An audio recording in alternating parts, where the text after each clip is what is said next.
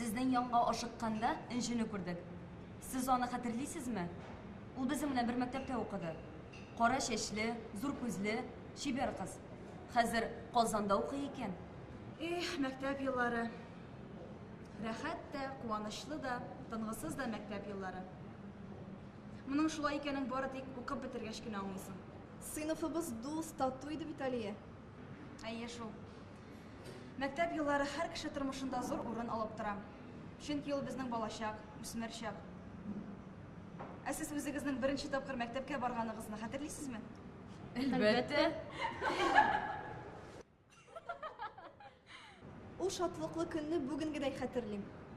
Һәрбер бала кебек үк мин дә чәчәкләр тотып мәктәпкә бардым. Хәреф танырга, язарга, кушарга, алырга өйрәткән укытучыбызны онытып булмый. Шулай бит әле. Әйе. Найла апабыз бик акыллы, сабыр укытучы булды. Бер вакыт дәрестән соң гөлләргә су сибергә калдым. Найла апа дәфтәрләр тикшерә иде. Сүз арасында ул көнне әниемнең туган көне булуын әйттем. Шуннан укытучы апам китаплар арасыннан бер открытка алды да, туган көн белән котлап әнигә җибәрде. Сыйныфыбызда 7 кыз, 12 малай булуга карамастан, без дә бик тату идек бит. Хәтерлисеңме, Кадирия? Әлбәттә, төрле кичәләрдә катнаша идек. Безне укыткан укытучыларның һәрберсе бик тәҗрибәле, белемле иде. Хәтерегездәме?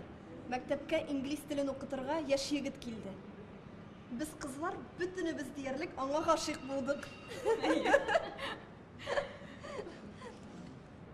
Сез сыйныфташларыгыз белән очрашасызмы? Һәр ел сайын.